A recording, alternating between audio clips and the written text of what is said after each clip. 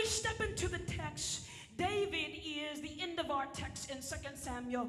David is partaking in communion to celebrate the restoration of the ark back into his life.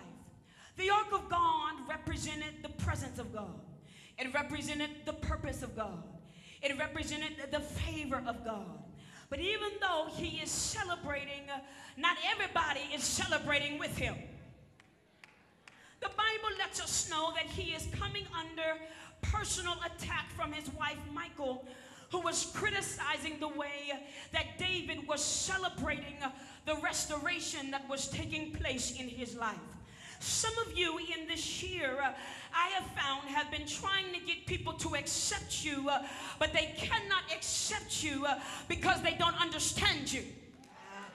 They think that you're dancing and you're shouting because you got a new car, or because you got a new position, or because you got a title.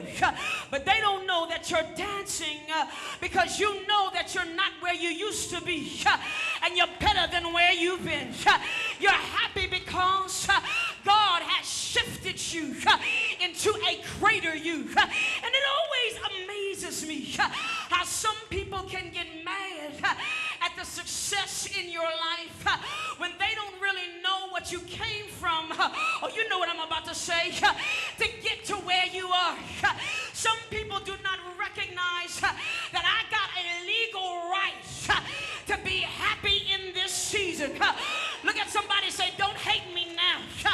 Oh, I'm entitled to this praise. I got a reason to dance. I got a right to shout.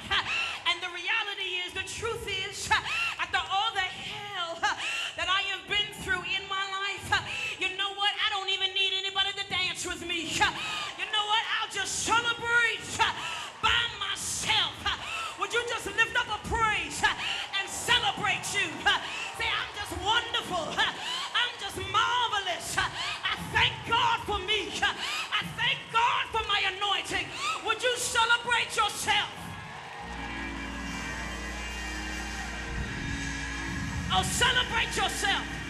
Pat yourself on the back. Say, I am the bomb. I got it going on. If you won't help me dance, I'll dance all by myself.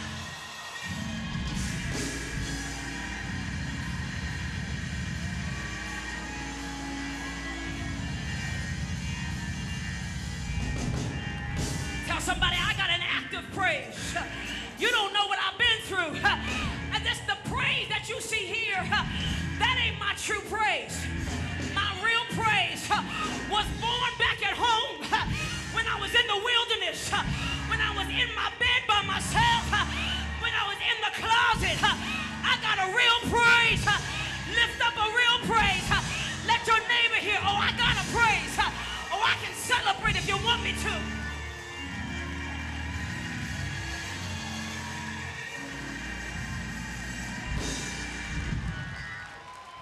Tell somebody, oh, you don't want me to break out my real praise. You don't want me to break out the praise that I got when I was going through, when I was depressed, when I was oppressed.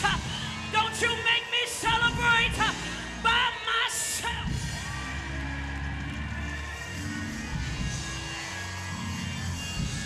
Oh, I can celebrate, yes I can. I can celebrate, yes I can. I can celebrate for the Lord has been good to me. I will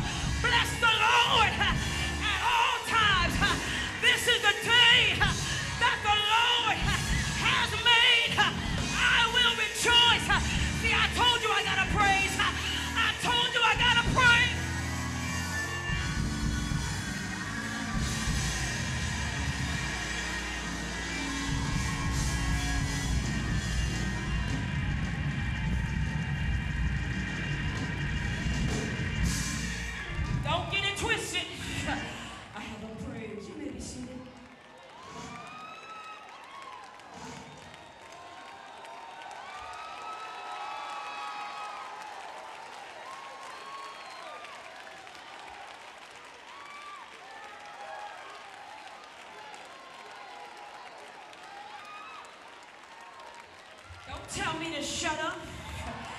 You don't know what I've been through.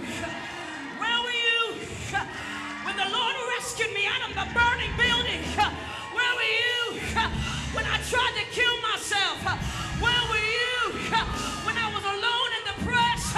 Where were you when I didn't think I was anybody? I got a right.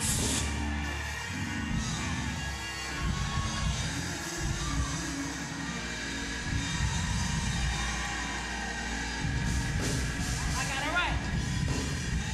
I got a right. I got a right. And so,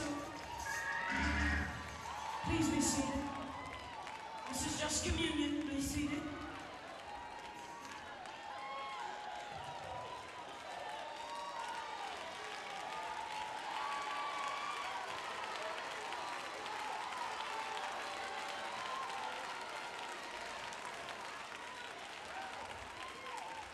Let the redeemed of the Lord say so. I got something to say. Don't shut me up. The Bible says that David was celebrating, but the people closest to him had a problem with his celebration. And I have found that when you are in a season of restoration, outside discouragement and denial, be careful of the outside discouragement and denial that is attached to your season of restoration. The problem with the season of restoration is that it is a process. You don't get restored overnight. And while you are going through the process, you are in a season of vulnerability, in that the implication is there's something wounded about you or broken, and you have to wait in where you are until God fixes you. Which means you must experience the full effects of a setback first before you are able to make a full recovery. And there is a tendency for you then to look for the validation and the support of other people to help carry you into your season. There is a natural tendency for you to look around you for the support and the validation of others to carry you in your season. The Bible reveals in our text, in the early part of the text, that it was David's desire to have the ark restored back into the place that it used to be. It had been displaced. It had been forgotten about. It had been pushed to the side. It had been unused. It had been lying dormant for years. And it was the expectation that whoever was connected to the ark would help carry it to its destination.